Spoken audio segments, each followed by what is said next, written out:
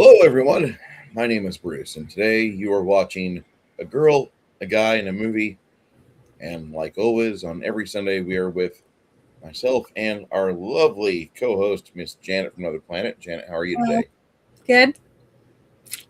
I'm good. Excellent. In this What did freezing cold environment. I despise the cold? Yeah, it's really cold. It's 19 here where I'm at. So it's pretty cold. Absolutely do not like the environment being this way. Um, what I want to say is that with this movie, did you ever work in a environment in the restaurant industry? Yes, I have. Okay. I've served food and I've served alcohol. So yeah, I've worked in it. Did this film give you a uh, flashback, or were you remembering going into this? Did Yeah, did this? it made me think a lot about the environment that I worked in, especially the characters that played the different characters in this setting. I never got to spend as much time in the kitchen as we saw in this movie, but I pray that they never did any of the things that we saw in this movie because I don't know if I could ever eat in a restaurant again. If I had seen that myself in real life, I don't think I would ever eat in a restaurant. So, because it was disgusting. But besides that, a lot of the things that went on with the waiters and the bus boys and, the hostess and things like that were very true to life, I feel. And I still think it's probably pretty much the same today in most businesses like that. Like if you worked at Walmart or Target or any of these other places like that, it pretty much you could take this script and put it in any of those like big box stores. I think you could do that in any of these things because if you have cashiers and people stocking shelves and things like that would take the place of the waiters, the waitresses, the cashier at the restaurant, and also the bus boys. So I think it Yeah, would fit in both of those areas myself. yeah. For some odd reason, there was a period of time in the 2000s where they thought they could just make movies based off of nothing or anything or real life or whatever. And the movie Waiting was pretty okay because the guy that wrote it had lived and worked inside of Bennigan's for a few years, and Mhm. then you had this movie come out, which about the same time, maybe a little later, and it's basically life working at a Sam's Club. And there was other films like this, and it was good because these movies broke up the miserable epic movie, scary movie, date movie crap that was coming off from one of the comedy movie farms. I think those killed the comedy films. I really do. Mhm. It wasn't the woke bullshit because comedy movies had dropped off largely before 2015 anyway. Harambe died without a comedy being released that year. You have a bunch of really bad comedy movies that came out and just nobody gave a shit. Yeah. Yeah, there were a lot. I mean, there's been a lot of these different types of movies, but it just depends on, what you were doing in your life. Like I'd never seen this before. But when I watched it, I was like, damn, there's a lot of actors that I knew who they were. I don't know why I didn't even know about this movie, basically. It just Yeah, wasn't something that it just if I see the trailer and it's not something that attracts me, then I probably wouldn't go see it. And after watching this isn't a movie that I probably would have bought a ticket for myself, simply because it's just too not something I'm interested in. It's not sci-fi, it's not horror. It just really isn't something I would have normally. It's like you said, based on like a real life. This really did remind me of something you'd see as a TV series. You know what I mean? More than a movie quality type thing. At least that's how I looked at it. no, there Did you is see a that? 20. there's a 23-minute movie or a video on YouTube called Mhm. Waiting Bloopers and Outtakes with Ryan Reynolds and Justin Long. Yeah, I haven't seen that. And then there's an alternative takes as well. If you like this movie, go ahead and hunt those up because there is some interesting stuff in there if you like more genitalia jokes. And sometimes those can be funny, but a lot of times they fall flat. That's just how it works. Hmm. I like this movie. I was working in TGI Fridays in 2004 to 2005 before I went back to school Hmm. as a Leo applied science, as, applied associate of arts and law enforcement officer training. And I didn't graduate from that because I just, after 2 semesters and I did a butt ton of testing, I saw the results of it. And every one of them was, we're going to put you on a hiring list. And who got hired on? But people that were not white male that didn't perform as well in the physical or in the tests. Hmm. And we just need somebody cute that's a minority in a goddamn uniform. And it was over and over and over again. So I was like, fuck you. I Hmm. went and became a trucker. Yeah. And it worked out, as you can see now. But Well, the thing is, almost everyone I know that would work like at a factory, like while they're, in the summertime, like for Tyson or um, Pilgrim's Pride, different places like that, or shoe. There was a shoe place that made tennis shoes, things like that. They would go there for temporary jobs. You didn't see a lot of people rushing there to get jobs that they were going to be there for the rest of their lives. It was a mm-mm. job that you did for a short amount of time, a year or whatever. Or if you got a job like this one at the restaurant, it was something to fulfill your needs while you were uh, going to college, right? Or a community college or things like that to supplement your income so that you could, buy food or different things that you needed for while you were going to college. Because mostly most of us, had like a scholarship or your parents were helping you pay your way. So it's not a job that I would look at if I was to go and work as a waitress, which I have.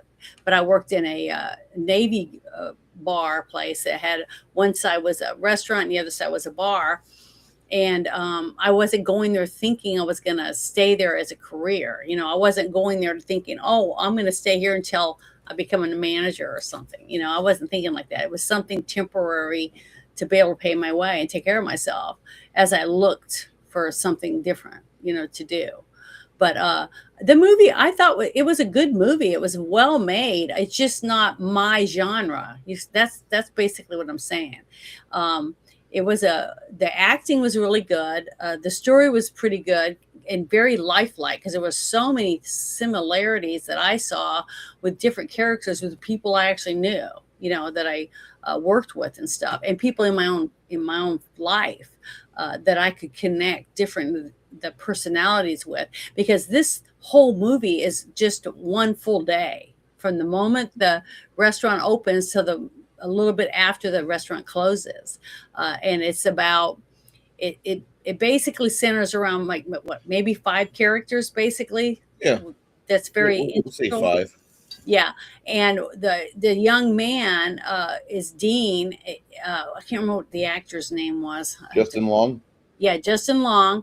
Now he portrays Dean, and he's having breakfast with his mom before he's getting ready to go to work. Get ready to go to work, and she's telling him about someone he was in high school with in the same grade that just graduated and got an engineering job, because she's trying to get her son to think about, where do you want to go? You're working as a waiter, at this restaurant, and she's hoping that he's just taking a little time off to think about what he wants, because he has a on-off girlfriend, and he's not really he's living at home still. Okay, from the bedroom that I remember seeing at the one scene with him and Ryan Reynolds, it definitely, like you said, is a parents' house. But she seemed like a regular mother that's worried about her son but doesn't want to be a bitch to him. She just kind of giving him some information to hopefully it would get a boost under them to make them start thinking, what do I want to do with my future? You know what I mean? So she was a good mom because she loves her kid and she wanted to inform him that, other people are excelling and you're just kind of like stagnant. You're just sitting here. So I live that breakfast conversation more once or twice. hmm yourself, Uh-huh. Yeah, will you? I limped along, bouncing around until I was in my 30s. hmm Went and moved out for a little bit, came back home. Mom's health wasn't the greatest. I don't know what it was. She had chemical imbalance, and so I stayed home thinking I was helping out, but I actually didn't help out. hmm Was a drain.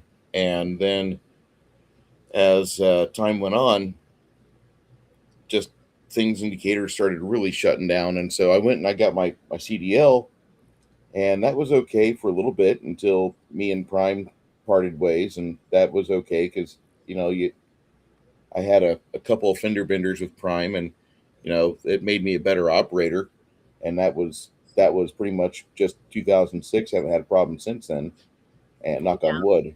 And I've been doing pretty okay in the driving trade. It's just that when you first get in, you learn some things that you neither if you have an accident. I learned there's two types of guys that are out there, two types of people. The accident either makes you bound determined to never have to repeat that paperwork ever again, or hmm you're just like, well, I quit. And if you quit, well, then you go fail at some other job because you quit and you will keep on quitting. So that's just how it was I mean, how it was presented to me in my head. I was looking at it like, well, I broke this piece of equipment. Let me see if I could work for somebody else and never have this fucking happen again. And Yeah. that's been my MO ever since then. And the movie Waiting came out a few years before I made that decision because I was just going through retail hell. Travis knows me. Travis hmm knows. He saw me do that. I worked at TGI Fridays for a bit. I worked at Terminex for a little bit. I worked over here for a little bit. I worked over there for a little bit. The only thing I didn't do in Decatur, Illinois was basically ever be a paralegal or be involved in the medical trade of any facility whatsoever. I never worked for the hospitals. I never delivered medicines or whatever. But uh, the county had a problem keeping jobs open because of the miserable high taxation and their gas tax. And that's one of the reasons why everything flees out of Illinois because it's just the cost of business is too much. It for the juice is not worth the squeeze. Yeah. So when his mother and him are talking about all these other people that are succeeding, they've got their life going in their direction. Why don't you start doing something? And he's just like, Mom, yeah, I know, shut the fuck up. And you want to say that to your mother, but you don't say that to your mother because it's your mother. Yeah. And for any mom that just heard me say that, we want to say that. We do. Yes, I've heard this 50 times, I've heard it 1,000 times. I want to get going too. I want to start earning good money. I want to have a nice house. I want to have a great thing going on. And here I am just spinning my wheels, doing nothing but working at this miserable fucking restaurant. And I lived that conversation a couple of times, because there were times where things were kind of looking like, hey, I might be able to move out on my own. Oh, wait, never mind. They just shut down. Yeah. Time to start the job hunt again. So moving out of Illinois for you guys that live in Illinois and you love it, that's great for you. I hope it fucking floods there, and I hope it sinks, and I hope it collapses. I hope it burns. Fuck that state. Well, I'm yeah, I sorry. think I think every one of us, every single person, uh, Yes, my mom would have beat the wanted to fuck get out of out me of their if I didn't say house. that. Wanted to get out, wanted to move out, and we took whatever we could because we wanted out. Because I had two of my older sisters had already moved out, but I had two younger sisters, and my grandmother had moved in with us, so we had a three-bedroom house. So I had me and my two sisters living in one room, my parents in another, my grandmother in the other room. So, and we had one bathroom. So all I could think of was like, God, I just want to get out of here. And that's when my sister, one of my older sisters had said that she was going to move to Florida and wanted to know if I would come, and because she'd already been moved out for years, because she was found out she was pregnant. She'd already been moved out for over almost 6 years, and wanted me to come and stay with her because she knew I was about to graduate from high school, and stay with her because she was going to have a baby. And I was excited because she was moving to Florida, so I took a Greyhound bus when she got there, and because I didn't have a car, and I went and stayed with her when she was about to have her baby, and that's where I got the job as a waitress. And I couldn't even drink there legally because I was underage. But you do a lot of things like that to get out from under your parents pressure, because you feel like uh, I knew, for one thing, I didn't want to end up staying where I was because I didn't want to end up marrying what I called a goat roper. The cowboy boys that roll their belt and had the big belt buckles, and ride rodeos and stuff like that. That was basically what was all around where I was at when I was in high school. So I didn't want to end up with that. I didn't want to end up there and have 5 kids. That just wasn't appealing to me. So I thought I'd go and stay with my sister and help her out and see what there was there, and see what maybe I could do, because I just graduated. So that's how things happen, and that's how I got my first job as a waitress. And it's a lot like what you see in the portrayal of the different people you have as customers, because you can't really tell when they sit down at your table how they're going to be treated. You know what I mean? Or how, if they're having a bad day, or whatever, or whether or not you're even going to get a tip if you have a huge table with like 6 people, and they don't even tip you, that kind of stuff. So that's the kind of stuff that would happen. And I think we talked about this a little bit backstage when we were saying that in some states, you're lucky if you're a waitress and you make $2.80 an hour. Okay, because the rest is supposed to be made up with tips. So when Trump came out with that whole thing about no tax on tips, a lot of waitresses and waiters were like, yay, finally someone who cares about whether or not we actually make money, because you can't hardly make any money at $2.80. That's why it's so hard for people to even keep waitresses and waiters, because they get paid squat. So you can see why it's such a rotating business, because you can't make a living. You can't make enough to pay your bills as a waitress, unless you've been there for a long time, or it's a really fancy, ritzy place like the Palms, maybe restaurant in Las Vegas. It's top, 5-star restaurant. You can make really good money as a hostess or a waiter and things in that establishment. But not everybody can get those kind of jobs. You have to go to school basically to do that thing where you had the little white towel on your arm, when you're waiting on people. But yeah, it was very realistic, I felt, the environment, the way they set it up. But what was so it was crazy, though, some of the things that they added. I'm sure it was added mostly for the dramaticness of it. It was the trashy jokes and some of the bathroom humor that I just didn't enjoy any of that stuff from the movie. But some people like that and think it's funny, but I don't. That part of it was like, I gave it a thumbs down. But I overall, I thought the acting and everything was really good, and the the storyline around the one day at this one restaurant was pretty good. I've enjoyed this movie for the past 20 years. It brings back memories of one working at TGI Fridays, because we had the flare bullshit that you see in the movie Office Space, Yeah. where if you don't have enough buttons on your suspenders in your uniform, they would get upset. And so the back of the house people always made fun of the front of the house people, like, hey, you may want to put on more flair because Brandon's in a mood today. Yeah. And we had the super hot hostesses that were like not even legal age. They were 16 years old, and the creepers were fucking just preying on it. And I am like 29, like, I don't want to be in the same room as a 16-year-old. Get the fuck away from me. That was my mindset. And then I went and started going to college, doing a night shift thing. Hmm. And the night college, that was when the high schoolers would go and get in college courses, and I'm in my fucking, what is it, the juvenile operations, and then on narcotics. They had two classes for those, and both of those I had the same three young ladies trying to get their criminal justice degree. Mhm. And as I'm looking at them, I'm going, I don't know what the fuck they're thinking. They're in college, that's good for them, but they're not going to be in college to do this job. They're in college to skip some credits, but they're not going to be cops. What the fuck are these girls doing here? I'm doing this because I want to be a cop.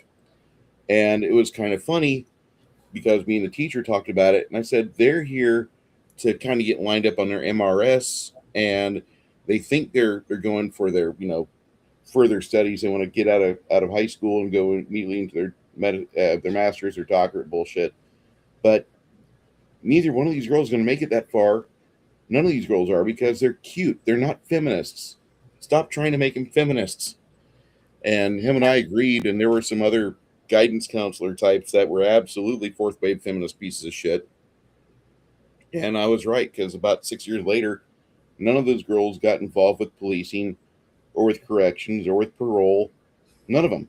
They what did they do? They ended up being fucking incubators and having like 3 to 5 kids. They were smart, they were funny, and they were very fucking good at making babies with their new young husbands. And I was very happy to be correct once again. Mhm. Uh, the movie Waiting, it it was filmed at a Bennigan's. That building where they filmed this at is now a Verizon wireless store.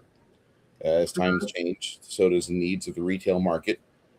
But for those of you that remember Bennigan's, this movie hit it right off. I mean, as soon as I saw it's shenanigans. No, that's a Bennigan's. I know an interior of a Bennigan's. I've gotten drunk many times in a Bennigan's, and there was one right off of 121 in Mount Zion, and we would go there for studies a lot, either there or the IHOP, just depending on how much money we had. And that was a fantastic place to do post class study work, Mhm. because a lot of times the wait staff would just leave you alone. They saw your books, they saw your notebooks, they saw you were going to be doing trading notes, trading of studies. We didn't have the internet back then, so we had to kind of get together and talk about stuff and trade notes. And maybe you'd go use the internet. We didn't have smartphones, I should say. It was 2004, but Mhm. man, this movie brought back a lot of good memories.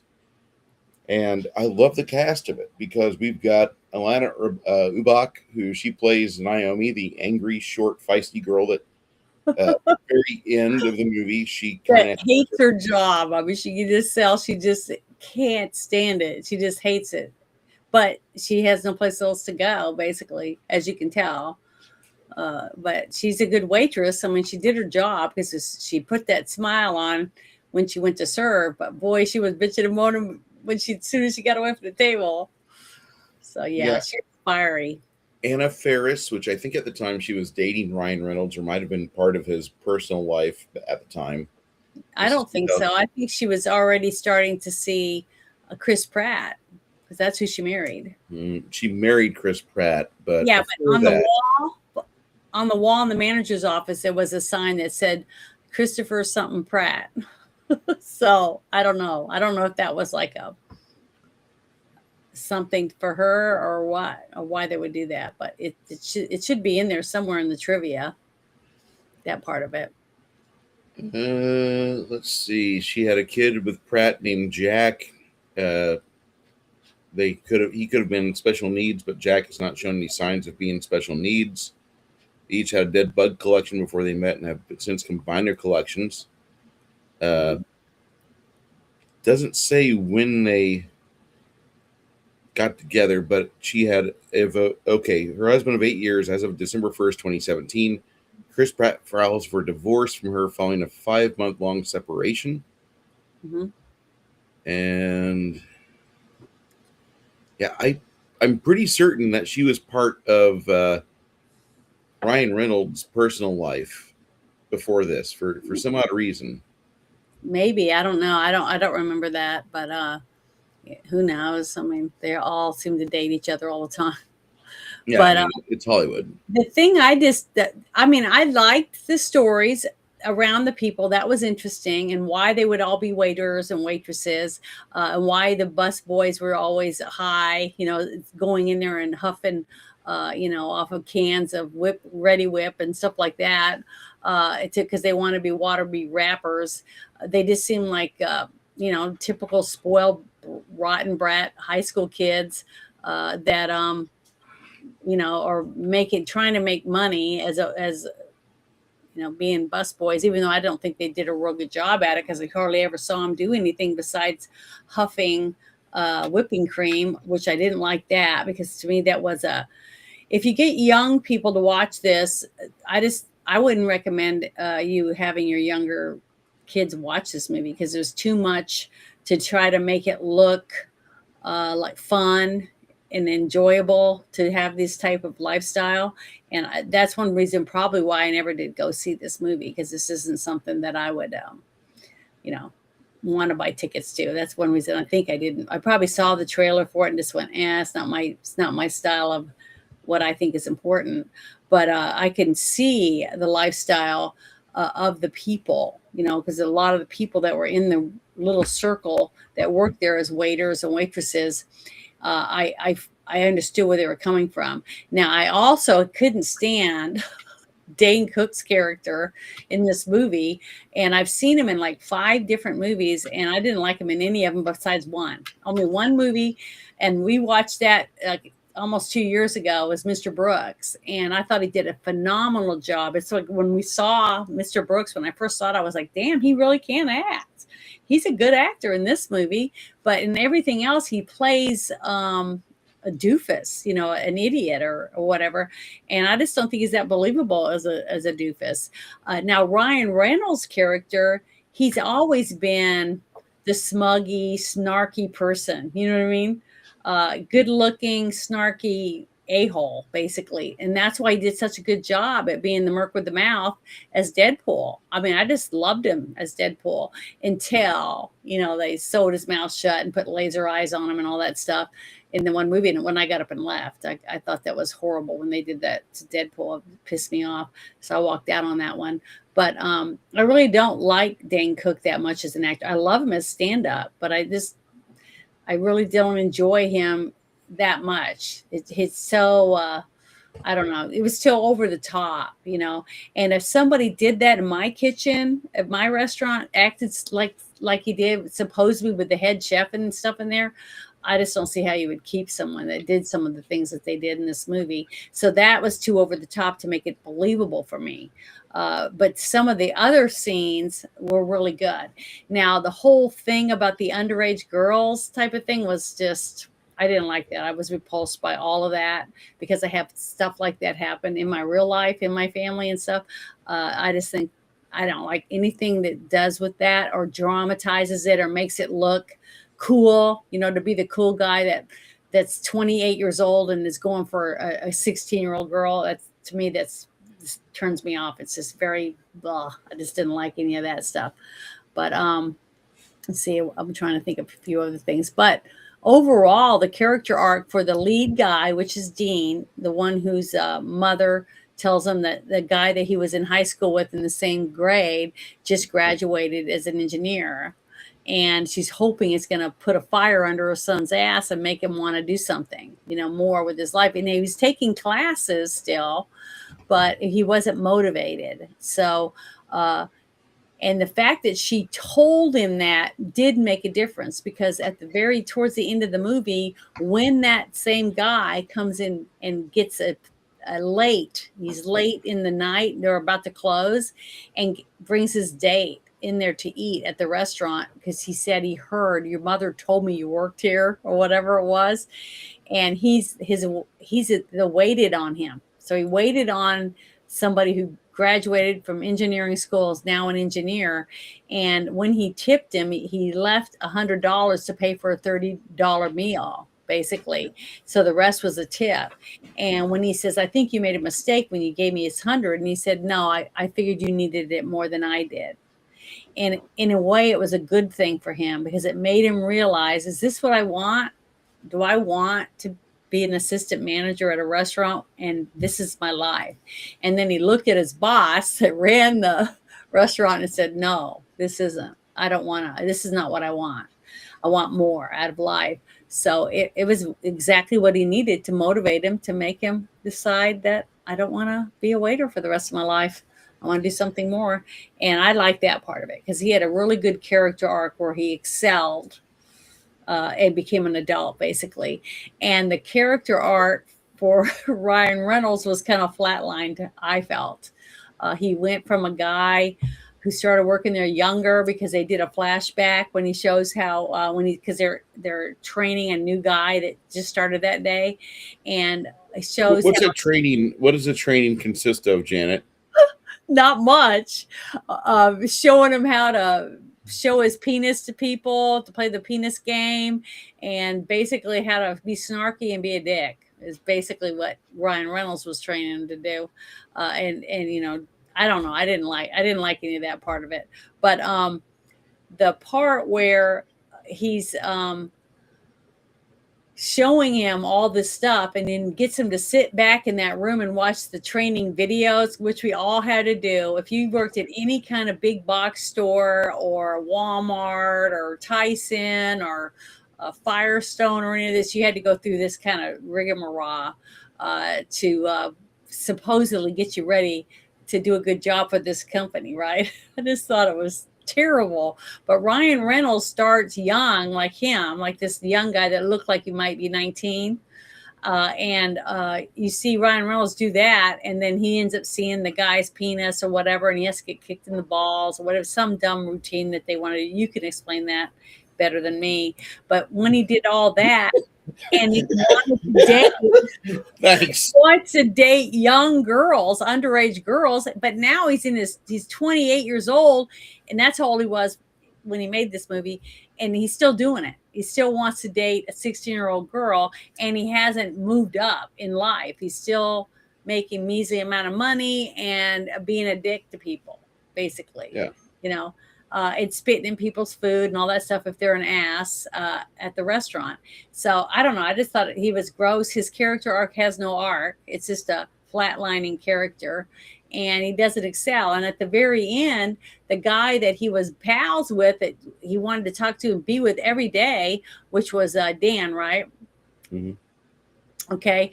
And this new guy comes in and tells everybody to fuck off at the end because he says, fuck you guys. And he shows him his dick from behind or whatever, and impresses him so much that he tells Dan, that you're on the back burner now. He's my best friend. So he still hadn't moved on. He just got a new laggy to hang with him while he's at work because he's not going to grow up. He doesn't want to change or be motivated, you know, for life. So, you know, his character does nothing, learns nothing, and does nothing more, which we see in real life. So we see that in a lot of people. I saw a lot of myself in this movie back then and in my early 30s as I was adjusting to things. Finally, it wasn't until, for me, and if nothing else, I could be a beacon for those of you that haven't done a whole lot at whatever age you're at. You can turn it around. You can find something that you really love doing, and it can pay you good money. Mm-hmm. But I've got to tell you that you're going to do stuff that you're going to do stuff that nobody wants to do. And you're going to find a way to make money and entertain your head while you're doing it, because the reality of it is you might be like me, shoving a hose down in a grease trap, and grease is splattering on you because you have to soften it with water to get it in the hose. And it might be the most disgusting job you've ever thought of, aside from like maybe changing a twin newborn's diapers on chilly day. Yeah. There's not a lot of joy there. Mm-hmm. But you'll figure it out, because if you don't, somebody else is going to make that money, and you're just going to be broke. You'll be there. Welcome to Walmart. I hope I can pay my rent. I hope I can live with my 6 other roommates and their goddamn ferret. You know, I hope you don't have that lifestyle. I don't want you to have that lifestyle. Leave that for the communists. They love that shit.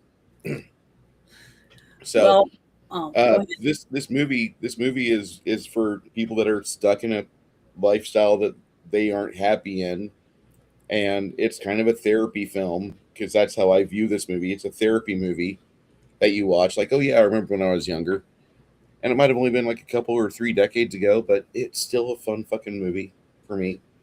That lifestyle that they show here, that was reflected fairly well. The stuff that we did at TGI Fridays, they didn't make such a presentation of spitting in the food as this movie does, but the food pollution was definitely a thing. They're dropping the meat on the floor, chicken, steaks. It was I disgusting. All fucking that. photographed a steak at O'Charlie's once Hmm. and refused to pay for it because the fucking hair was in it, and it wasn't my hair. It was like a 18-inch long curly brownish hair is not my fucking hair, Yeah, and none of my friends that were with me had a hair that long. yeah. So that that turned into a day where I was kind of pissed off. Ended up eating chicken nuggets. It makes you afraid to go. After you watch this movie, you will be second guessing whether or not you're going to go to a restaurant again, or even ever complain to anyone because you're afraid they're going to take your food back and who knows what they're going to put in it. So I would rather just get my money back and not go to the restaurant. But one thing that was so funny that to me was the standout, actual standout scene in this movie was the character that played the little fiery brunette. What was her name again? Naomi. Yeah, Naomi's character. Oh, now she was a fireball, and I've met so many people like her that were stuck in a job as a waitress or a cashier, something like that, but they had to pay their bills because they had two kids or divorced or whatever, and they had to keep their job. So even though they'd leave and go out to smoke break, and they'd be going, "Motherfucker, god damn it," cussing and ranting and raving. As soon as they got back up there, they'd straighten up and say, "Can I wait on you? Can I help you?" They put the smile back on because they needed the job. So I could understand her. She was like spot on, her character. But the scene throughout the movie is the guys doing this thing they call the penis trick or the penis game, Penis where game. every so often, if you were going to go to the back room, to the stock room, to get ketchup or something to bring out to the tables, if you open the door and you see someone's penis, that person that had their penis out to catch you staring at it got to kick you in the butt like 3 times. It was this ritual they did. It was supposed to be funny and make you be on your toes. So you pay attention. If you think that just to close your eyes before you open the door or whatever it was, so that you would see someone's penis, right? Well, the women, there was 3 women, the 2 blondes and the brunette, they were just sick of it. They just thought this was childlike and stupid and whatever else. So at the very end, Naomi decides to say, "This is the stupidest thing ever.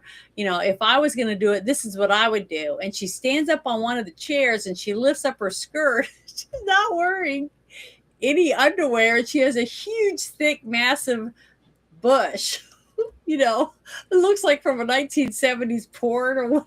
Was that? I did not script this. Janet is ad libbing. I swear to God, it was so freaking funny. And I know you were laughing. You had to have been laughing. I And always laugh when I watch that what's scene. funny is they zoomed the camera was like zoomed up like a face shot, like this close of her giant snatch. It's like I don't You know how can't to. tell if there's a snatch there. There's so much bush No, it's over nothing that but yeah, it's Clem. nothing but bush. Okay, it's It, like a it, beaver forest or something. my not even buddies, water can get through. my friends in the So- Army Rangers started it sharpening was their so fucking hilarious. machetes when they saw that shit. And she had like chips and little speckles of lint and stuff just all sprinkled in there, and you see her picking stuff and flicking it to the side. It was disgusting, totally disgusting. But when the guys were like, "Holy shit, there's animals in there," they were making all these comments, but they were all staring. So the women got to go over and kick all of them in the ass. It was so. Now I laughed at that because that was totally not something I was expecting to happen. Were you expecting for that to happen when you first saw that scene in the Do, movie do, do or you see not? this? Because I got a little piece of trivia that I wanted to read about that. So what are you showing? Melissa Alonso was the stunt bush. Oh, the stuff was Jesus. It was a real bush then. Holy crap! It was the thickest bush I've ever seen. I've never seen anything like it in my life, and I've seen a lot of God women. damn it! I can't take Janet anywhere. She turns everything to Arby's. I can't help it. It happened in the movies. So it's real. But the thing is, I was reading this little piece of trivia. I was looking up trivia for this. And there isn't a lot on IMDb. There's only a very small amount of stuff on there. But what was funny is it says that her name is Alana Ubach, right? Yes. Said in 2009 interview that the director asked each of the actresses if they would show their pubic area for the scene where the character lifts their skirt to expose a massive mound of pubic hair. Okay. But the other actresses refused. And Anna Faris said she'd already did a crotch shot in the movie Scary Movies. And she says, Yeah. I'm not going to do it again. And Caitlin Doubleday said, are you out of your freaking mind? I'm not going to show my vagina on camera. And Vanessa Langes said that she was too young for that. So Ubach said that she would do it herself, but she's fine with her character doing it if they hired a body double. That she didn't mind it looked like her doing it, but they had to get a body double to do it. So also it had to be the ugliest pubic area you've ever seen with cottage cheese coming out of it, is what she said. Paper clips hanging from it, and the director agreed. So, and then they hired some stripper from a club across the street to be the one whose pubic area they show wearing a grotesque merkin. That's fake pubic hair because like one of the Kardashians are selling them now. A merkin that you can wear because women shave now to basically you're hairless. So if you want to go all hairy for your man, you can buy gray hair, blonde hair, red hair, whatever colors you want in a merkin and buy it from one of the Kardashians. But I just thought it was so funny. It says she wanted to see them film it, but it was a closed set, so no one besides the camera crew were allowed. And it says Caitlin apparently didn't know the difference between a vagina and the pubic area, so no vagina is shown in the film, which it wasn't. It was just bush, and a lot of it. It looked like it was so thick that water could get through it. It looked like beaver pelt, is what it looked like. So I can see why people say, "Oh, did you see your beaver?" That's probably what they were talking about. So I had to bring that up because to me that was the funniest scene in the movie. I was rolling, and I'd love to see the outtakes now that you said that. So I'll have to go to YouTube and look up the outtakes because if that whole beaver stuff is in there, I want to see it because that was funny. I have to admit. It. I don't know. I'm just saying, like I've got the stuff pulled up. I want to put it in your private chat. What is it? Oh, the Private link. chat. Okay, good. I'll have to go to that before we leave later. Maybe we can watch it after we're done. But you guys need to go look it up because it was funny. That one part of the movie was good. Anyone that has worked as a waitress or a waiter or a busboy or been an assistant manager or anything like that in a restaurant or a big box store, anything like that, you probably, if you watch this, it's almost like watching a documentary. Certain similarities. But the only part I didn't like about that whole thing was the underage girls and glamorizing it by having them go to these parties and they're drinking and hanging out with older guys. And I just didn't like that. And the part where the one boss is hitting on the young girl and she Yeah. invites him. says she's going to invite him once she gets the address to show up at the party. And you know what it reminded me of? There was a TV show where this reporter would go into a guy would show up at the house with condoms and beer and stuff, and they'd let him in and he'd come into the kitchen, and then there'd be a camera crew and a reporter, and he's like, what are you doing here? She's underage or whatever. Well, and they try to talk their way out of it, because basically it was an undercover show. I can't remember the name of it, where they would arrest the guy, the guy that was showing up to meet a young boy or a young woman that's underage, thinking the parents are not there. And I can't remember the name of the show, but I think that's what it reminded me of. So when he showed up at the door and he's knocking on the door, and the door opens and it's a customer that threw a fit and he was a real dickhead to his wife. It was their anniversary, and he allows her to have water. Their food, it was just terrible, because it made him look like a hillbilly redneck husband or whatever. And he's the house that the guy showed up with a 6-pack of beer to party with, thinking it was going to be that young girl. So yeah, Catch a Criminal. That's it. Six Nations just put it in there. But yeah, that was a really good show. I used to watch it, and I had so many of my guy friends that would argue with me, because they said, "Oh, that was a." What do you call it when you frame someone, or you I don't know what that word. It was they said that these guys were set up to show up there. And I said, they think they're chatting online with a girl that's 13, and they send pictures back and forth, and he sends pictures of his junk to a 13-year-old, or he thinks is 13.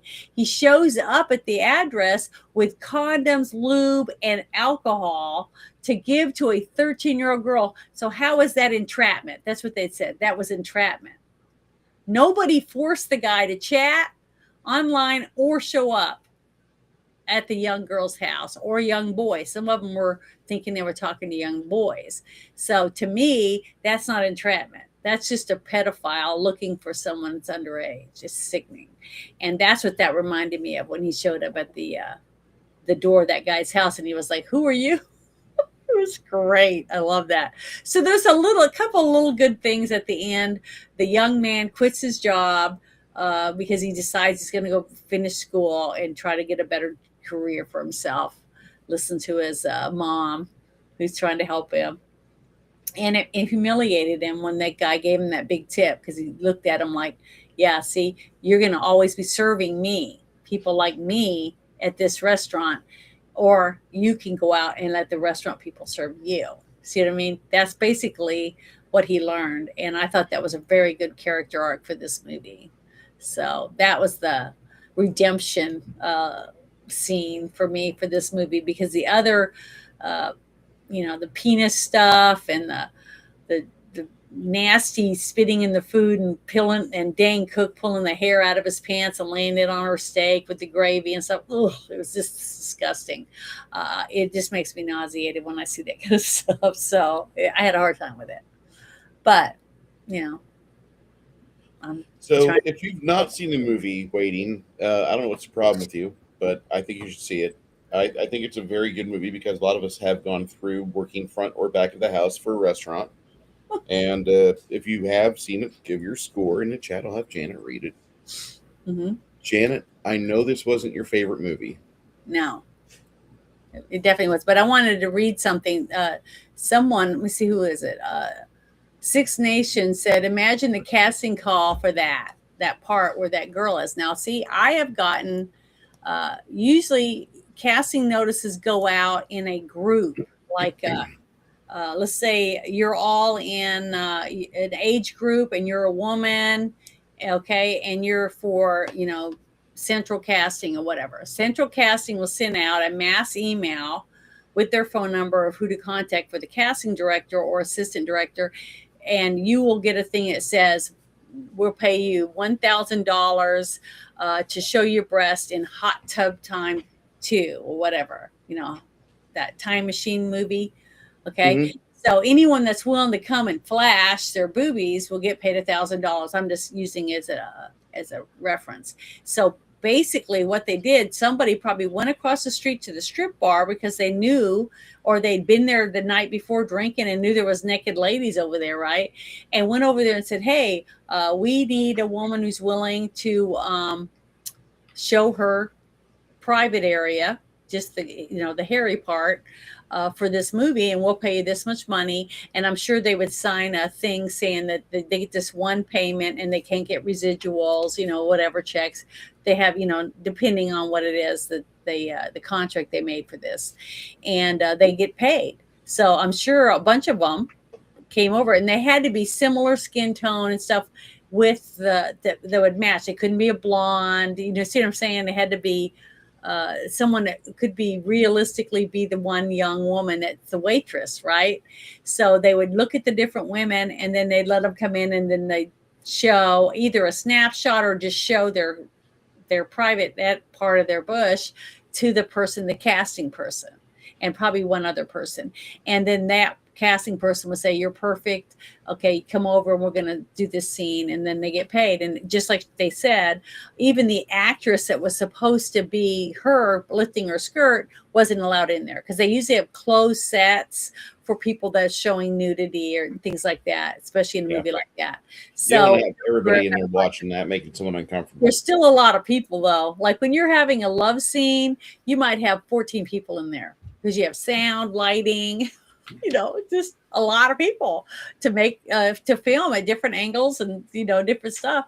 And that's just the way it is. But it'd be a closed set still. That means only there'd be security at the doors, so that only certain people could go in, people that are allowed, that are on a list or whatever. And that's how it works. So but that scene was so funny.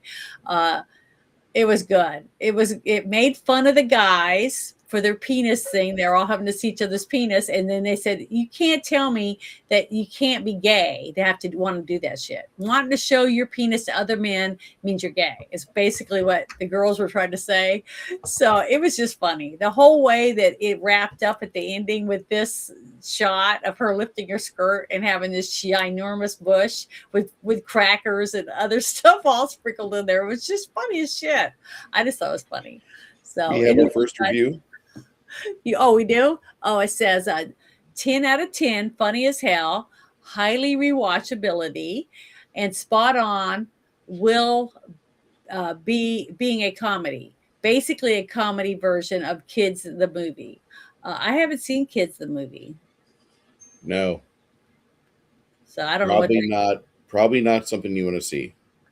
I've not seen it, so I've never heard of it. But I think that I can see why a lot of people would say that was a 10, that was 10 out of 10 for a comedy, if you, put it in the genre that it fits in. Now, I do still feel that every person they hired, the girl that played Naomi, Anna Faris, her character arc was really good, because when she confronts the person that hurt her, because you could tell probably at the beginning of the relationship, she thought more was going to come out of it, that maybe they could have a long-term relationship, because she didn't believe that the guy she first met at work, this nice, attractive guy, was going to be such a loser. See what I mean? It took her a few bad treatments before she realized this is who he is. He's just no good. He's just a bad guy. And he did a good job at playing that loser, the dickhead. So, Ryan Reynolds is really good at playing those type of characters. That's why Deadpool was so good, because that's Deadpool, We all love his version of Deadpool. I don't know anybody who doesn't appreciate Deadpool. And him and Wolverine were great together, because both of them basically are dicks. They're assholes. That's their character, anti-heroes. And that's how they're supposed to be. And they did a great job at portraying those characters. And that's what you hire actors for. And that's what I was saying about Dane Cook's character. Any person that you could have got off the extras could have came in and did the same thing. I don't think that he stood out. You know what I mean? There wasn't anything special or unique about him that made him be that character. You know how you leave movies like You and I with The Thing? I couldn't see anyone else being Kurt Russell. character in that movie. I can't envision another person playing that part. And same for the other guy that ends up at the very end with him, with the flamethrower guy. Mhm. I can't remember his name right either, but I couldn't see anyone else playing his character either. So some people are meant to play a part, like Harry Potter, a certain character, and you'll always envision that person. It's sad to say, but typecasting happens. That's just what happens with some people, especially when you can't envision another person being that person in the movie. So it's really hard for a lot of people to accept another person when they remake the movie into something, another movie, another version of it, like what a lot of people are going to have with the whole He-Man thing. It's That's going to be discussing. We're going to be discussing this here over the course of the next couple months because we're going to build up to that. I can't wait to go see it. I. We talked about it, and then my daughter was the first thing we were talking about this morning. Was she's like, I don't know, I'm kind of apprehensive. I don't want to get my hopes up, and I was like, well, I already got my hopes up. I'm ready to go see it, so we're gonna go see it together. It's gonna be good. Okay. I think it's gonna be good. But here's another one. Six Nations said 85 out of 100. Slightly dated, but comedy is strong, which I definitely agree with. Writing is witty and deep at times, despite the chaos and crass humor. Yes, I agree with you on that. Subject matter was on target. Yeah, I do agree with that. To me, if you took out the whole penis thing or the over the top parts of it, it wouldn't damage the movie at all. And you could have still had the wonderful snatch scene and made it funny. And it still would have been funny. There was a few things like that, and the stuff with the young underage girls part, because it was what was sickening to me about it, which took me away from the movie, was the fact that his character, Ryan Reynolds' character, wanted and was proud to go after girls that were underage, and everyone he worked with just accepted that that's who he was, instead of saying, we need to get rid of this guy. I want him out of here. I don't want him around my family.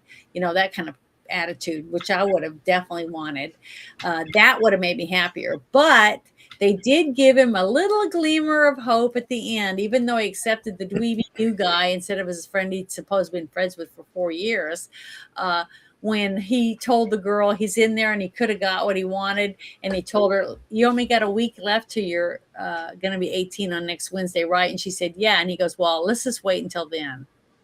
So he had a glimmer of hope that he was maybe learning from his bad habit. But, to me, it wasn't much of a redemption. So I don't know. Oh, yeah. And that one scene that you said you were talking about, are you going to talk about that part? Which one? About Michael White? You going to talk about him? What do you mean? What you just commented in the thing. They need to do an all-black remake of Waiting with the guy that plays Black Dynamite. Michael Jai White is Black Dynamite. I don't know if you've seen that movie yet. That's a classic movie. I've seen I think the trailer, because I think you shared it one time, didn't you? When we were doing we're gonna do that next. Or something. We're gonna delay everything for Clint Eastwood season, and after that, then we'll pick up with Black History Month and all that. It'll be in middle of the year. Okay. Look, we might have like 5 movies for Black History Month in because I'd like to have 1 or 2 of my movies put into the cracks. I know that you don't enjoy them as much as yours, but what the fuck mean? What the fuck do you want, you little spoiled little girl? Isn't she cute? A little beagle. Smile. Yeah, that's what I got to babysit. I got to babysit 2 beagles when I went to Florida last spring. Yeah, it was great. They're loud when they bark, or they got that long bark. Yeah, like on and on. Yeah. Well, I had her, and I had the other mixed dog, the Hind 57 dog we call Goblin. Yeah. Pretty much one was laying outside my thigh, and then Goblin was laying inside my thighs. And I could not move today. It was so fucking cold. I'm like, I'm not going outside for this shit. I'm going to stay here. Because I went outside for a little bit, and I was like, I will freeze. I don't want to freeze. So the cold weather kicked my ass today. Um, yeah, Michael J. White's a cool MF. He's good on and off screen. No problem with him whatsoever. Janet was talking about McCready and Childs at the end of the thing, by the way. Yeah, McCready and Childs, both of their characters.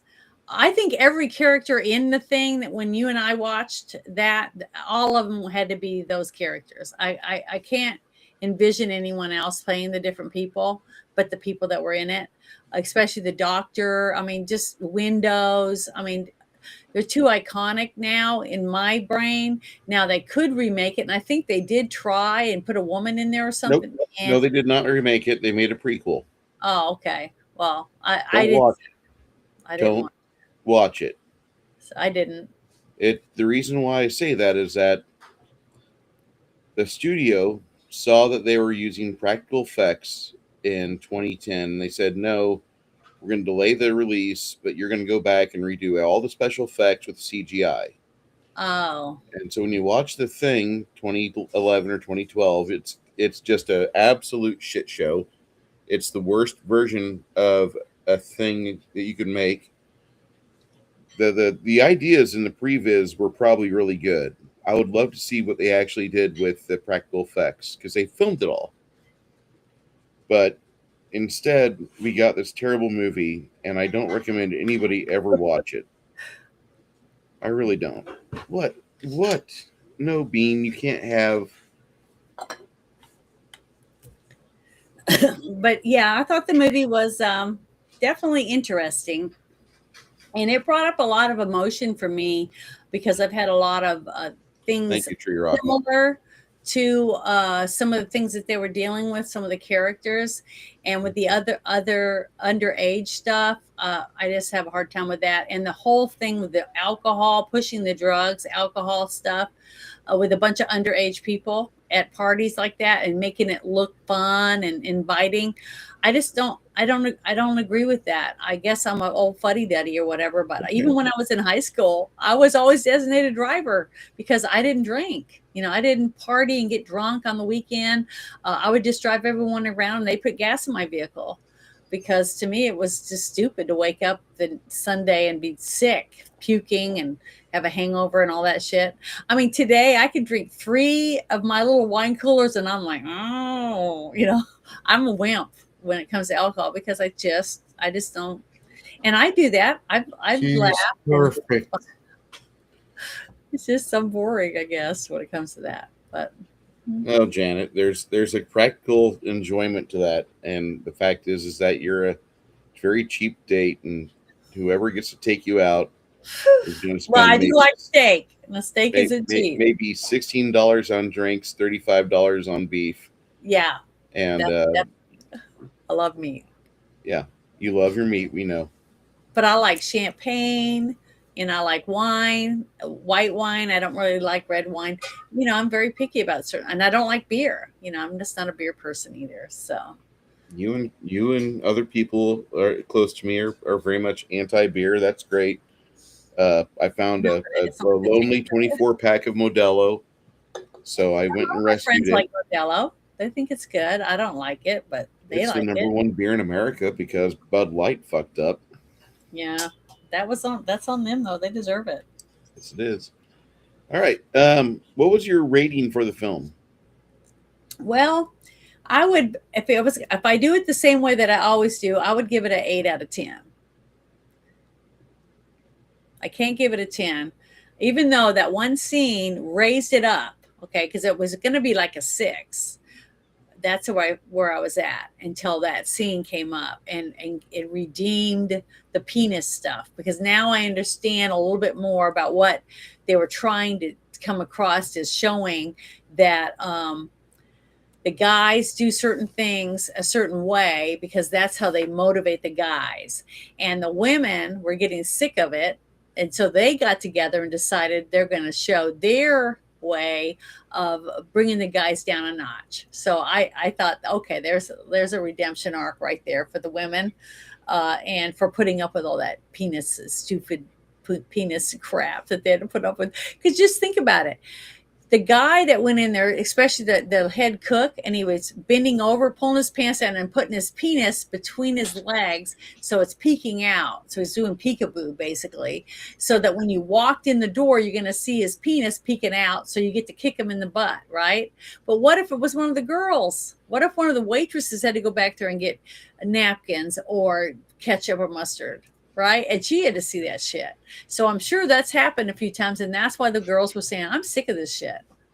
Because that's sexual harassment out the wazoo.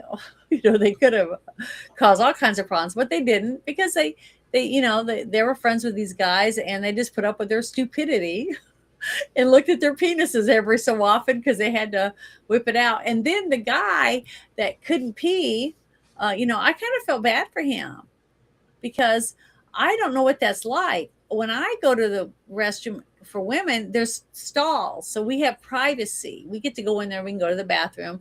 And men are forced to stand up in front of all the other men and pull it out and pee. So I had empathy for the poor guy that had stage fright, basically, because he looked over. He happened to look out of the corner of his eye and see a guy like Googling his wiener, looking at his penis, and it made him feel very uncomfortable, to where now every time he would go to a public restroom, he couldn't pee unless even when he tried to go pee in the stall, he felt like someone was looking through the crack, and staring at him. So that whole thing, it made sense.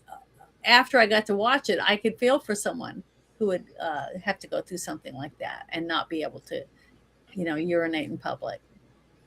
I know a few of my guy friends that says they hate having to travel because they can't go to the bathroom when they're not at home.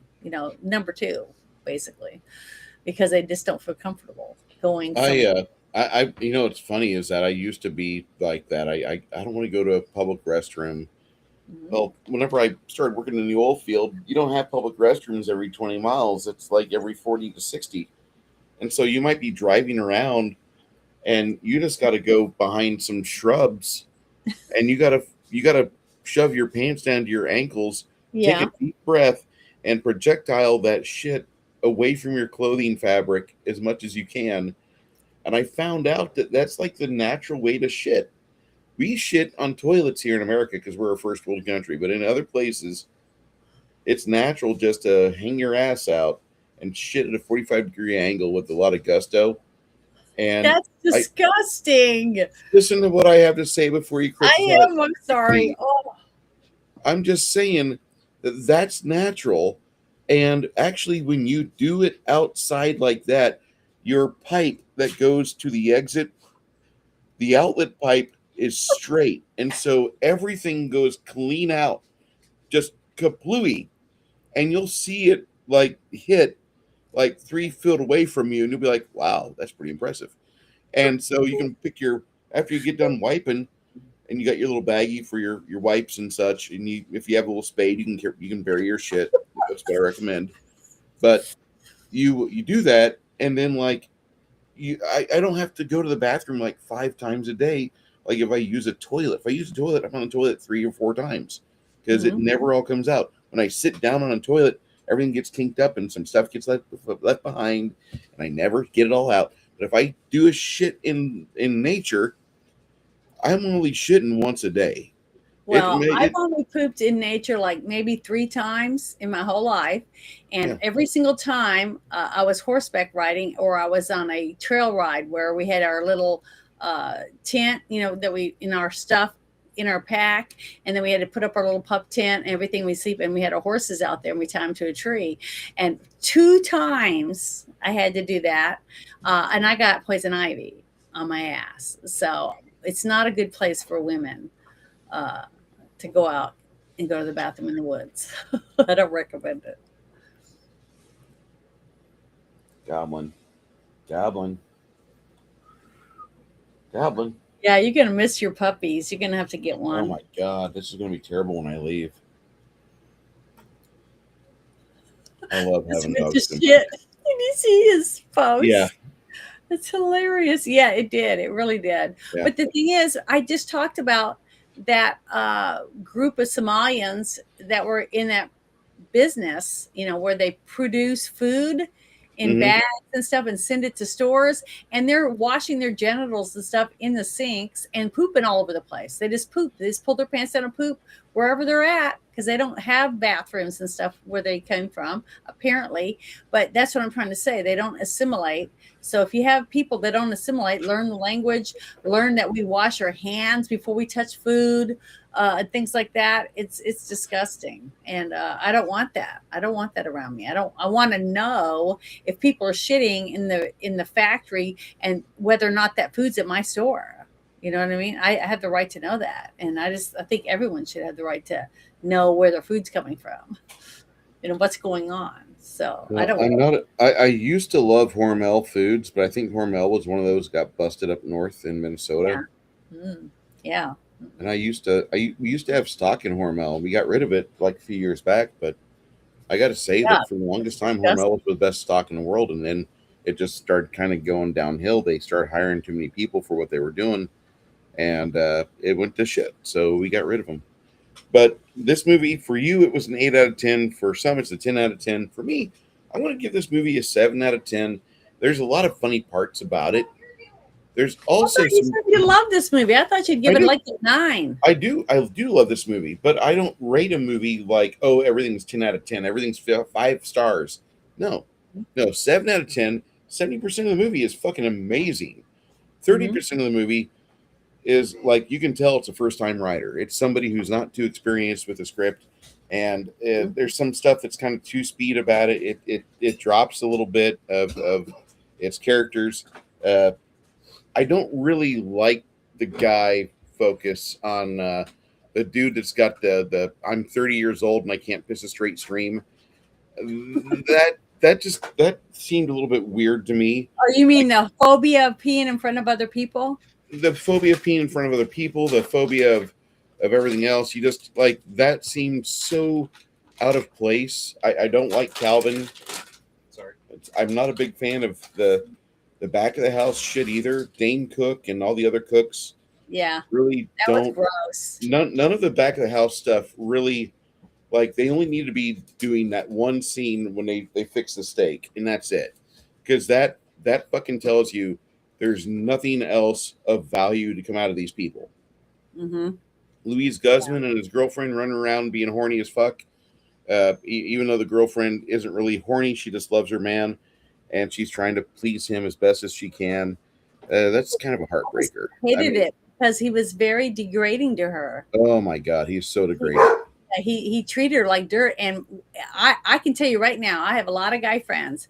If they had a beautiful woman as beautiful as her that was willing to cook and clean and dress beautiful for him all the time, they would treat her like she was a diamond. You know, they wouldn't treat her like that. They would never humiliate her that way. But And he didn't deserve her. That's how but this is a movie. This is not real life, I and know. so But I I'm guarantee there's lots of men that do that to their women. yeah. I actually would have liked to seen more interactions in the movie. That it takes place within a day, and we only see like maybe 15 customers. Hmm. I I wanted more. I wanted more front of the house action. I wanted more stuff going on with the front of the house, with between the wait servers, the customers, the interactions between the servers themselves, and maybe the bartenders. I didn't really give a shit. You're never gonna get like a dissertation on life and the universe from the back of the house guys. Back of the house guys are this movie was so accurate that I just needed them to show that the back of the house is a bunch of pot smoking individuals that they they do what they do. Just let them perform as they will. And I was back of the house. I was nacho, so I was making your salads. I was hitting your nachos up, Yeah. and so a plate nacho was where I was at a TGI Fridays, and it wasn't a heavy thinking position. It really wasn't. But I think the interactions between the servers, we missed some stuff there because there could have been a lot more. And I'm criticizing the movie on what I didn't see, on what I know happened, because I know those people throughout the day, they had a good amount of interactions with each other, and they had a good amount of customers we didn't see. I wanted to see more, and that's always my only complaint of this movie and I'll drag the script for that, and I'll drag it to the movie as a 7 out of 10. For what the movie is, it's an 8 out of 10.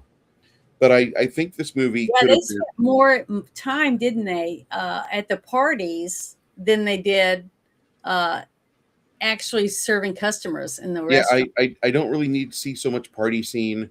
I think the Bennigan set offers a lot of possibilities to where we could do one more camera trick like what they did at the very end where they have the long tracking shot. They could have done more interactions with the bartending with the lesbian, because the bartenders usually get the best stories out of the day. Like if you want good action, if you're back at the house and you go on break, you go up to the front of the house, you put on a good shirt, and you can go to the front and you can eat. And if you just listen to the bartenders, like sometimes you get a really good story between the bartender and the customer, and that's kind of where the action is from what I always saw.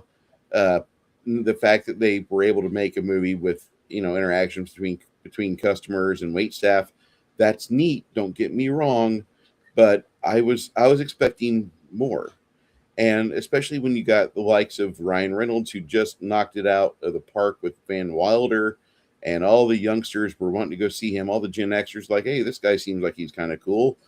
Uh, Oh, I thought this was his first movie. no, this is not his first. Van Wilder Oh, was in '02. okay. So this film, it hits a lot of notes for me that are really good. The Louise Guzman and his girlfriend should have been 1 full minute of screen time throughout the entire movie. I would have been happy with that. I don't need to know Dane Cook's a person. There's other people that are plenty interesting. I mean, the Mhm. angry little Naomi chick, she was dating one of the cooks by the end of the filming. Mhm. So that tells me that that guy there, he probably has some shit that's interesting to say, or at the very least, he could play a supporting character and listen on screen. Yeah. And so just by that, I know we missed some things. So I'm Mhm. going to knock this movie just on everything that I can surmise on the stuff that I see, and I'm going to knock it down to 7 out of 10. It's still a good movie. It's a 70 out of 100. That doesn't mean it's a bad film. This means that this is probably one of the best movies of So, this what genre. scene did you think was the best? I mean, which one was your favorite scene in the movie? I already said what my favorite one was. What was yours? Well, when I first saw this, I was working TGI Fridays. My favorite scene at the time was when everybody started to contribute to the steak flavor. But now that I've seen this movie like 12 times, Yeah. I think my favorite scene in the movie is the diner or the dinner scene between Dean and his mom, because Oh. that one there hits me. And Mhm. because of shit like that, that's where I'm at now. That's why I'm here. Yeah. That's So why I make time in the my the night, my the Sundays for you. togetherness of a parent trying to help their son, a parent and child, is important to you now because you're older now. Mhm. Okay, so that makes sense. But I didn't get to say the part I did earlier, but I didn't say it during the live. The part where he's telling uh, Ryan Reynolds' character about his breakfast with his mom and how depressing it was, that he started thinking about it. And Ryan Reynolds goes, "Well, it's not as depressing as my mom." And then you had a flashback of him having a dinner over at Ryan Reynolds' house with his mother, and how the mother is so degrading to him. I mean, Mhm. like, basically saying that, she wished that she had had anal sex instead of getting pregnant. Basically, it's really sad. So it kind of gives you a small view of why Ryan Reynolds' character is so, he doesn't give a fuck. That that's He that doesn't makes me. want to excel. He doesn't feel like he has any need to be more than what he already is, because no matter what he does, his parents are never gonna like him. That basically, that's very sad. It is. So that was a very sad scene. I almost got a tear in my eye because I really felt it. It made me have more empathy for his assholeness. Because he's still an asshole, because that's who he is. But now you understand why he's an asshole. And and that's sad because that's reality. We are a product of our environment mostly. A small amount of it is our genetic makeup, but if you put a really good person in an environment that's really shitty and doesn't offer you anything, you're not going to turn out very good because you have nothing to push you in the direction to excel. And that's what was. There's a lot of real human issues in this movie. It's very good when pointing out those certain things, because the only reason why someone would put that in a script or in a book is somebody seen that in their lifetime, or have been they knew someone or cared Mhm. about someone that went through something like that similar. So at least that's how I look at it, and it did have a lot of human qualities when it came to that. But the only thing that I had, the worst thing with this movie, was the fact that I felt they glamorized the fact that if you're underage, you can go to these parties and meet older men and get pot and alcohol. And I didn't like that because I'm just a prude when I guess when it comes to that kind of shit. But I was that way in high school too. I wasn't a partier. I didn't smoke pot. I think I smoked pot 3 times in my whole life. And I tried, just a couple puffs and that was it. So, just a prude. I'm going to say that if you haven't seen this movie, go ahead and watch it. If you've got a 16 or 17-year-old kid in your life, probably sit down and watch it with them, because this movie does show some things that they're going to be presented with.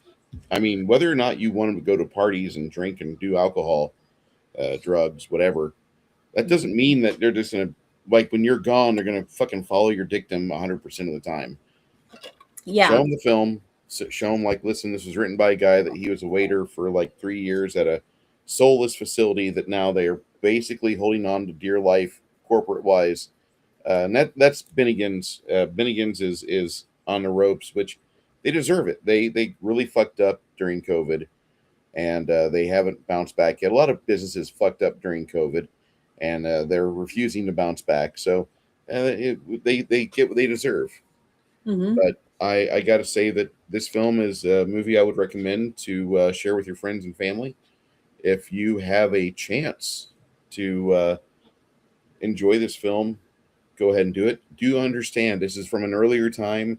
It's from the Wild West of 2004, when they were making films that were actually intended to be funny, and therefore some of you may get your feelings hurt. We didn't give a shit if your feelings got hurt. We wanted shit to be funny, and a lot of part of comedy is the injury that goes along with it. Hmm. So deal with that. You'll be fine. It'll buff out. There's a lot of people that don't want that or want that in their life, and that's great. There's Reddit, there's X, there's other places that are safe spaces for you. What is that? Blue Sky, the faggot central. I don't give a shit. You got Anyway, Facebook. yeah, we're gonna be doing our own thing. Janet and I will be reviewing the film Fistful of Dollars with Clint Eastwood, Hmm. directed by Sergio Leone. And we're going to watch that next Sunday. If you want to watch it with us, get in touch with Janet. She'd love to have you brought into our Discord and just enjoy it. Don't forget to mute me, because I often forget to do that. I don't want you to have an echo. Anyway, Well, I so didn't even realize it. I was like, I keep thinking I hear it. And so I didn't know if it was me. So I turned all my stuff off and I go, I still hear it. And that's when I asked the question. I said, because I said, hey, I hear an echo. And that's when they said, oh, just mute Bruce and then unmute him afterward. But I forgot to unmute you. So I didn't hear anybody except for Hardwick. He was the only one I could hear. So I thought that was weird. But oh well, I learned. Hopefully I'll remember it. But thanks for getting me to watch it. At least I'm glad I watched it, because it definitely had a lot of human qualities in it. About what reality of working a job, especially a no satisfying thing coming out of your job.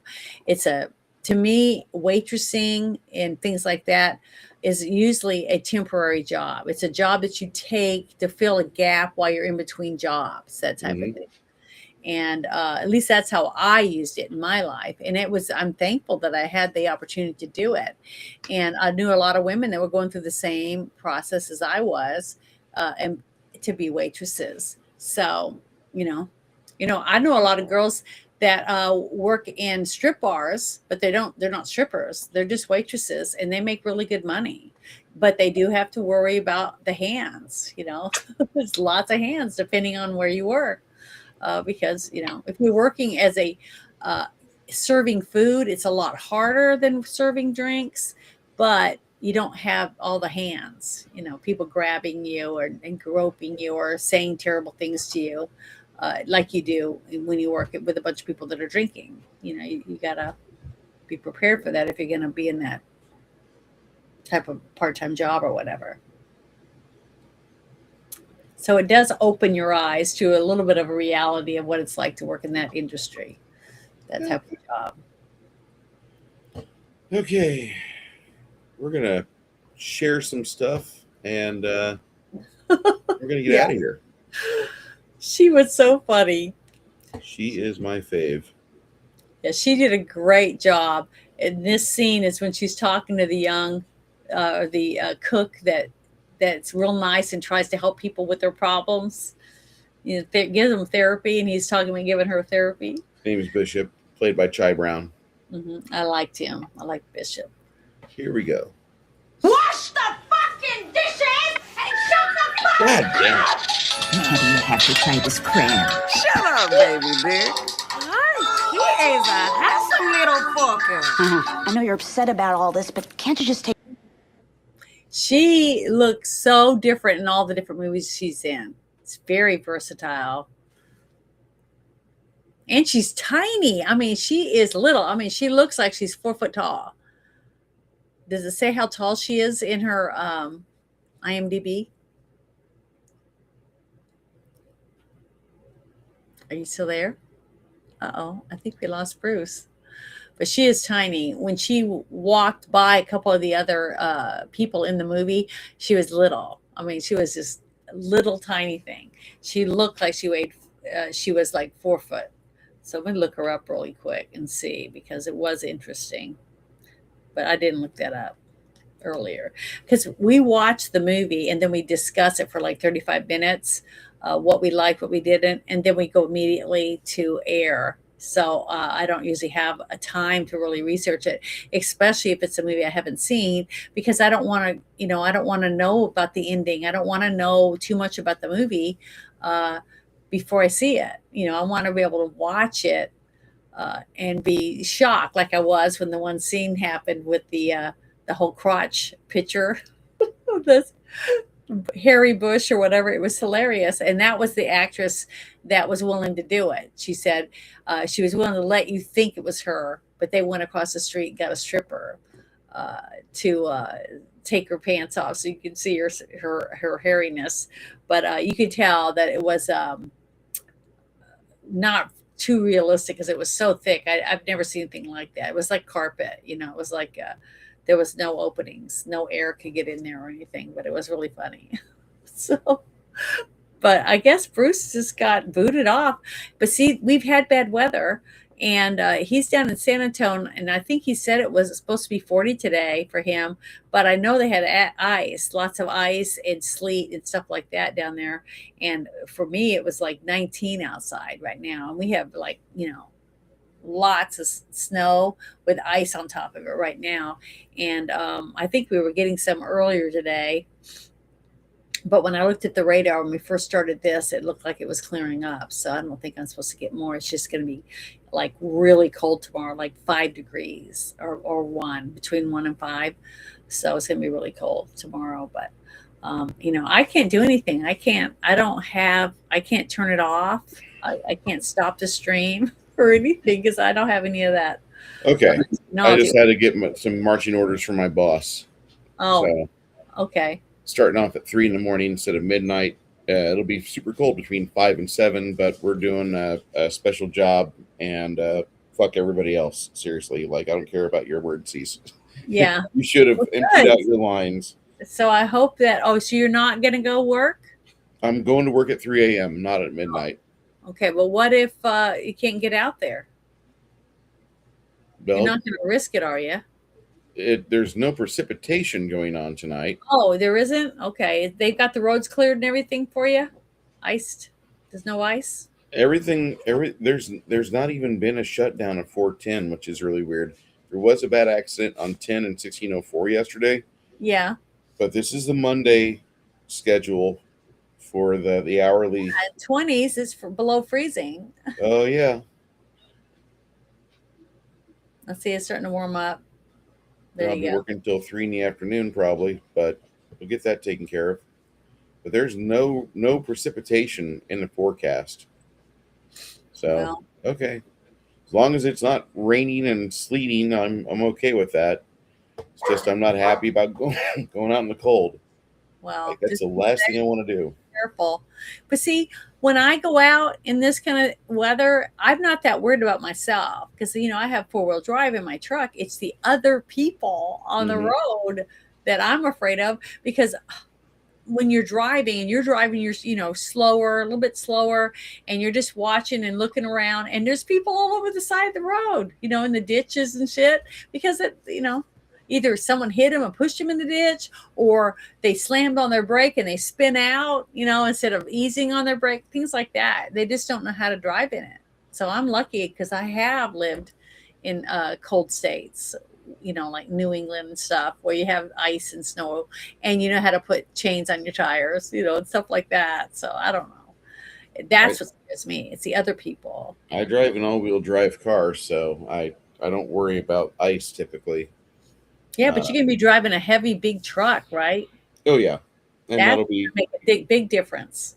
that'll The that'll. braking time and all I'm that. not going my usual routes. I'm going to be taking the main roads that have had all the ice prep put onto them. So it's going to be a good day. It's just going to be a long day. Well, what I was wanting to find out is do you know how tall that actress is?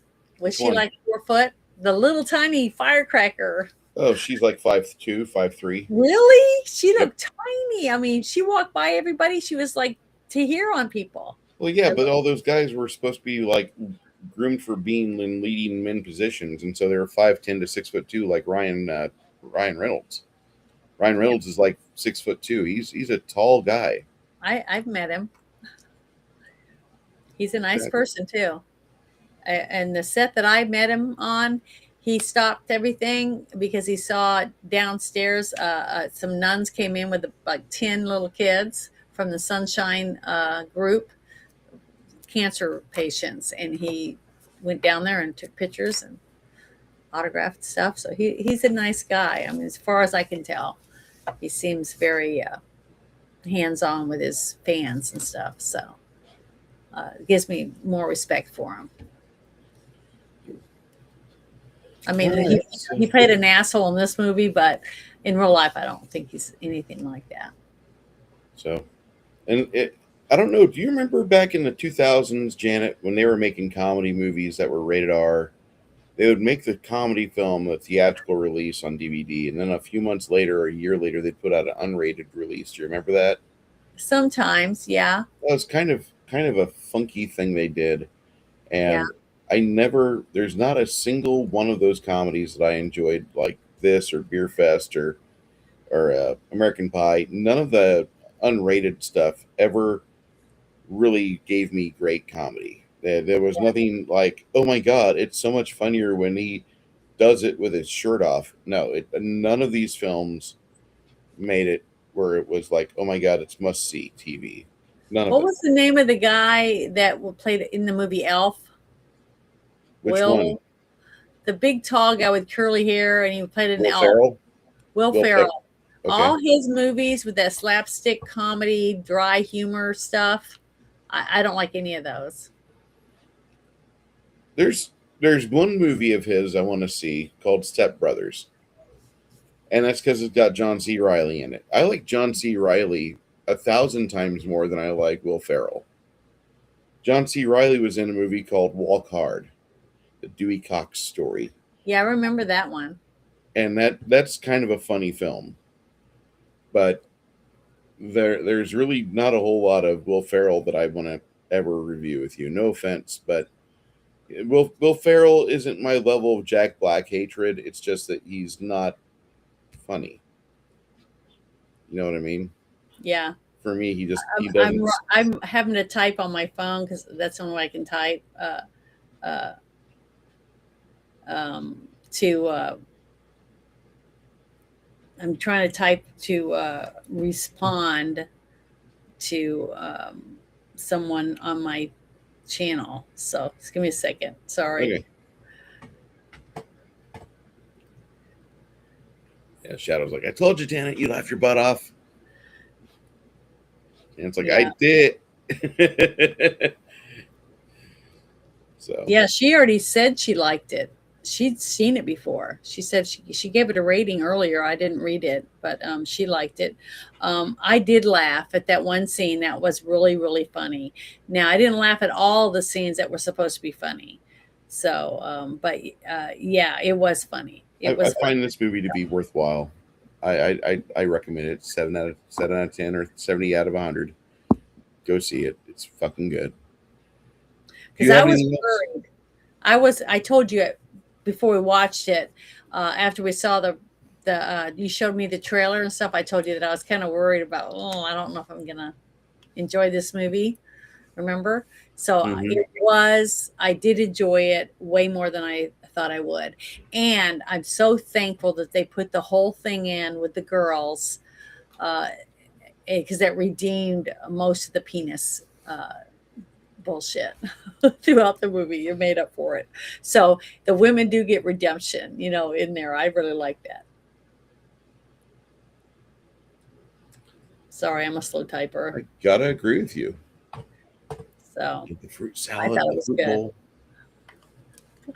Did the fruit salad what? Did the fruit bowl make you laugh? Jan's like, it was funnier than I thought it would be. That's good. Yeah, That's good. it was. I was pleasantly surprised. I'll put it that way, with the way the movie was. Now, all the stuff still cringed to me. All the underage stuff. I just thought they didn't even have to put that in the movie. All It right. probably would have been better if they didn't put that in there. Fair But enough. everything else, it was a lot better than I expected. So, because hey, I gave it a 7 out of 10. That's pretty high for a movie I really wouldn't like. But it went up because of the women's, and I'm not even into women's lib. That's not what I meant either. It was just that it was so. After a little bit, one or two times it's funny, but then what was a good 5 minutes almost throughout the movie, he's bent over with his ass toward the door waiting for someone to come in. It just drew it out longer and longer. It was like it wasn't funny anymore. So, a little here, a little there. Like when they show the scene when Ryan Reynolds opens the door and you see the legs and the guys hanging from the ceiling. When he first saw the first penis at work or whatever type, that little snippet wasn't very long. And then they do a couple other ones like that and it'd be fine. But that whole scene where he's just bent over waiting when that guy's trying to watch that video for work, I don't know. To me, it just went way over. It was like beating it into the ground too much. So the lifting her skirt whole thing brought it up a little more because of that being beat down because of it. That's all. But you have a good night at work and be safe because it's going to be cold. It's going to be nighttime and I just know it's going to be black ice and stuff. So just be careful.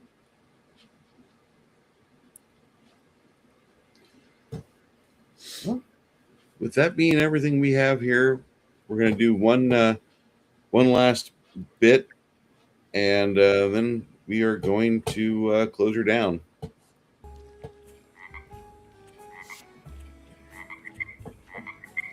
What's the frogs?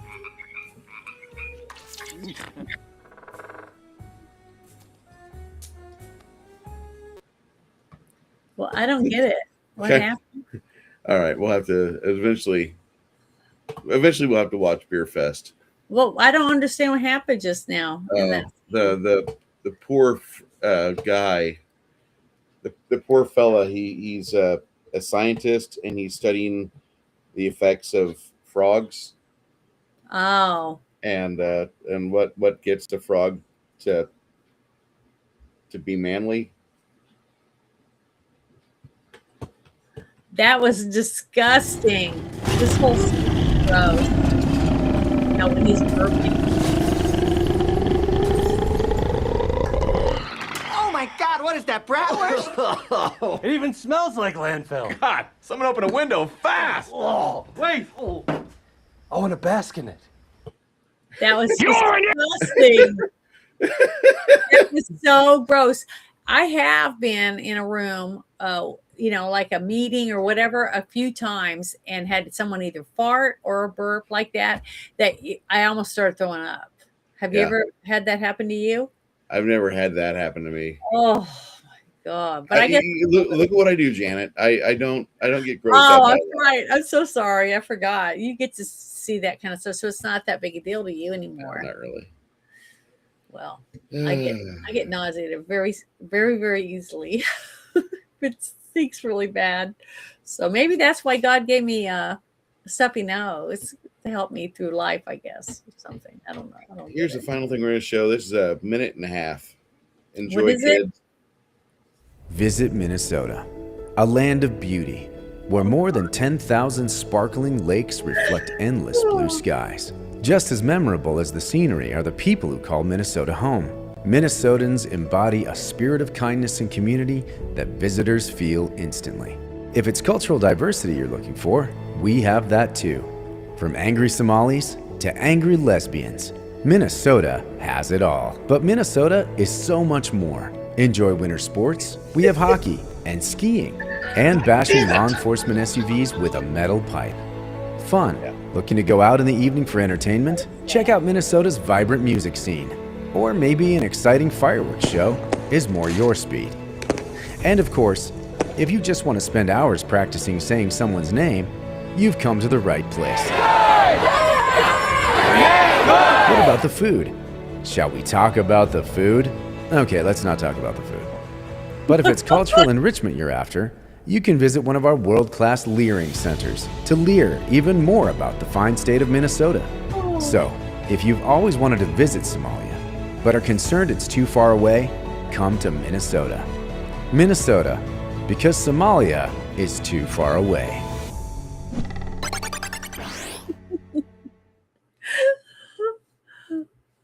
I wonder if Somalia would pay for a bunch of us to be shipped over there in their country. Think they'd send us there?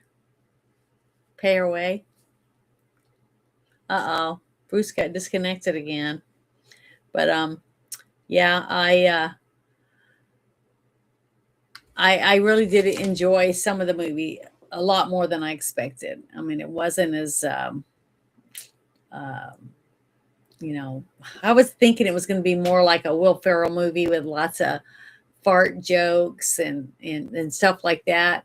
That's what I was worried about. So the fact that they made it more realistic about a lot of the aspects of having that type of job, it redeemed it. So because I was worried that it was going to be more like a fart jokes and like FDR, like the other movie that you got me to watch.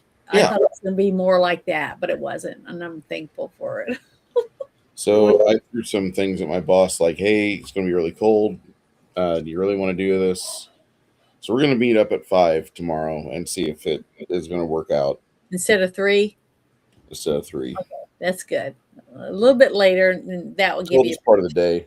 Yeah. It's 21 degrees. Mm-hmm. Like, good fucking God.